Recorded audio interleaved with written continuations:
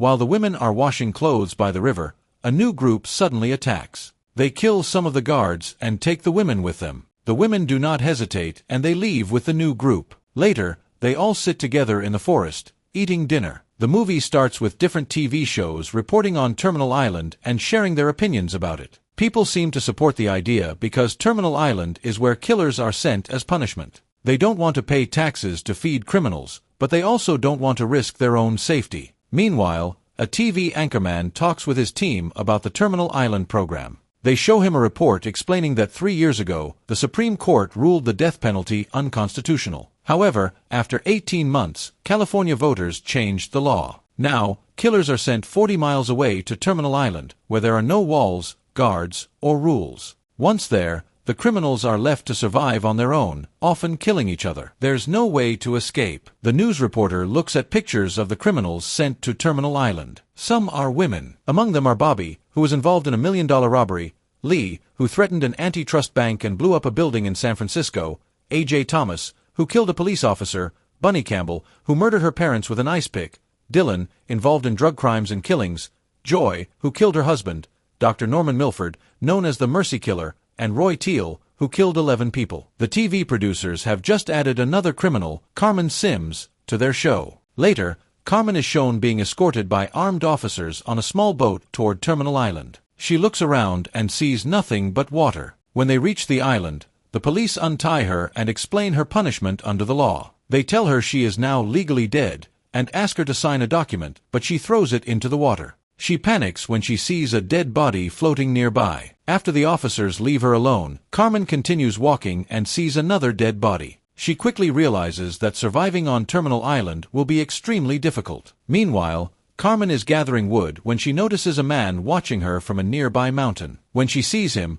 she quickly picks up her axe and warns him that she will kill him if he tries to come any closer. However, the man remains calm and tells her that he would actually like her to do him a favor by killing him. He slowly approaches her and sits down nearby, introducing himself as Milford. Carmen, still cautious, asks him where the other criminals are, saying that she hasn't seen anyone else around since arriving. Milford answers that they are out there and that about 40 criminals are scattered across the island. When she asks about the women, he reassures her that there aren't many women among them. When Carmen questions him about the 2 dead men she saw floating in the nearby ocean, Milford hesitates before claiming that he doesn't know what happened to them. He then tells her that he is the only innocent man on Terminal Island, but Carmen, not believing him, points out that every criminal says the same thing. The next morning, Carmen wakes up and decides to continue her search for others. She climbs up the side of a mountain, determined to find a group. After some time, she spots a group of people working together in the distance. Without hesitation,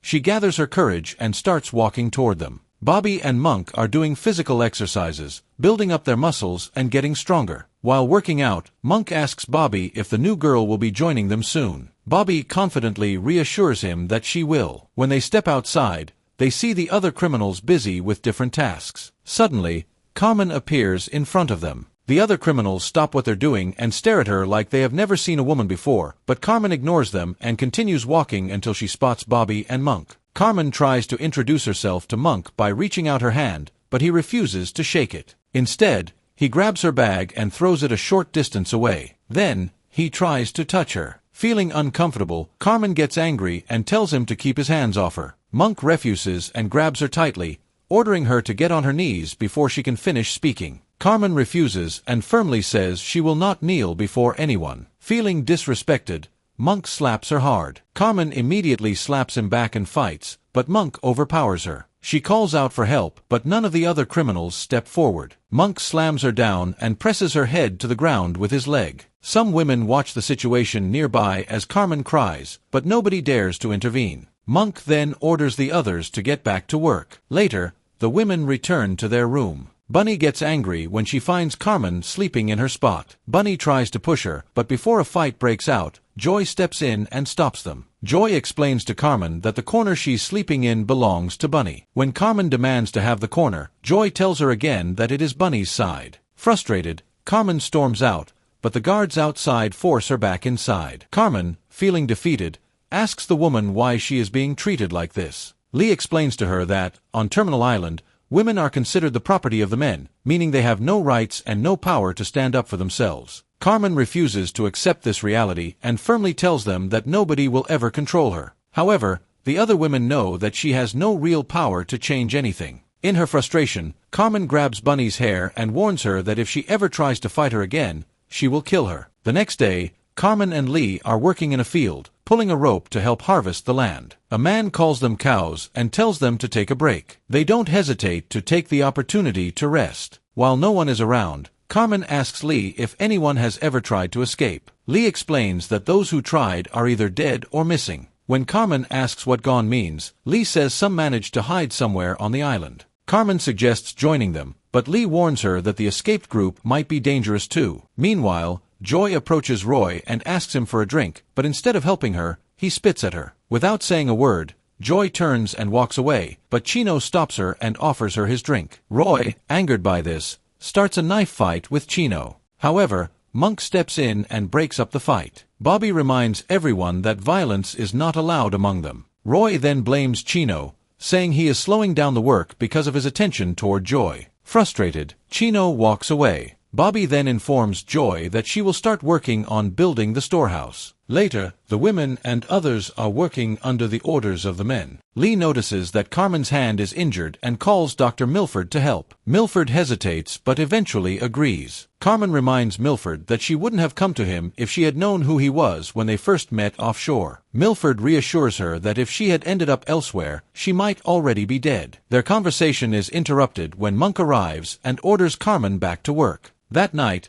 Monk comes to the women's room to inform them they have been assigned a night shift. He lists the tasks, explaining that it won't involve hard physical labor. Carmen notices that Bunny isn't assigned anything and questions why. The others tell her that Bunny is always assigned to Bobby. Bunny stays silent, nervously playing with her fingers. Later, Monk goes to Bobby's room, lights the room, and lets Bunny inside. Bobby tells Bunny to turn around and take off her shirt, adding that she can refuse but implying it won't matter. Bunny knows she has no real choice, so she removes her clothes one piece at a time and sits next to Bobby. The next day, everyone is busy preparing and eating food. Suddenly, Roy starts a brutal fight with another man, kicking him repeatedly. When Monk tries to intervene, Bobby stops him and says to let the fight continue. Roy shows no mercy, kicking the man until he dies by stabbing him in the chest. Later, a group of men throw the dead body into the ocean. Meanwhile, the women are by a river washing clothes while being guarded by the men. Suddenly, another group from Terminal Island arrives. They violently attack, kicking and killing some of the men and taking the women with them. Without hesitation, the women leave with the new group. Afterward, the new group of men and the women are having dinner in the forest. Lee is excited when she finds out that the drink she received is mead. Meanwhile, Joy is eating meat when Dylan approaches her from behind and touches her private parts, making her angry. However, Dylan doesn't take it seriously and casually returns to the group. Later, Dylan becomes frustrated when he sees Joy flirting with another man. Joy teases the man by showing off her body and getting close to him, which makes Dylan furious. That night, Joy is being intimate with the man when Dylan suddenly shows up and disrupts them. When the man tries to push him away, Dylan kicks him and tries to take advantage of Joy. Hearing Joy's screams, the group rushes over and pulls Dylan away. Joy angrily warns Dylan that she will get revenge for what he did. The next day, a conflict breaks out between the women and the group of men. Carmen pulls out a knife and points it at one of the men. J tells Carmen to carry her own weight and reminds her that living on the island is dangerous, and no one is responsible for protecting anyone else. Lee suggests that they kill Bobby, but J refuses, explaining that their numbers are too small compared to Bobby's group. After some discussion, the group agrees to split up and move forward separately. Later, Joy is practicing on a crossbar while Lee stands beside her. Lee shows her a niter rock, explaining that it can be mixed with gunpowder to make an explosive. Meanwhile, Carmen approaches J and hands him a moonseed vine. After a brief conversation, she also gives him his knife back. J tells her to keep it, but Carmen insists on returning it. Carmen then asks him why he helped them escape from Bunny. J responds that he didn't want to be left fishing alone. He looks at her for a moment and then kisses her. Elsewhere, Cornell is with Bunny. He tells her that he's going to bring back dinner and that she should stay quiet and wait for him, then leaves. At the same time, Monk reports the situation to Bobby. Furious, Bobby orders Monk to search every bush and find anyone hiding. Monk promises he already checked everywhere, but Bobby doesn't believe him and angrily commands him to keep searching. Monk leaves to continue the search. Meanwhile, Joy is still with the man, and they are preparing honey. The man explains to her how bees will attack anyone who disturbs them. Later, Joy is bathing in the river when Dylan happens to pass by. He accidentally sees her and freezes, stunned by her naked body. Joy calmly steps out of the river, dries herself with a towel, gets dressed, and then tells Dylan to follow her. Taking advantage of the moment, Dylan removes his trousers, and Joy covers his private parts with honey. She tells him she wants to do something special for him. When Dylan turns his face away, Joy disturbs a nearby beehive,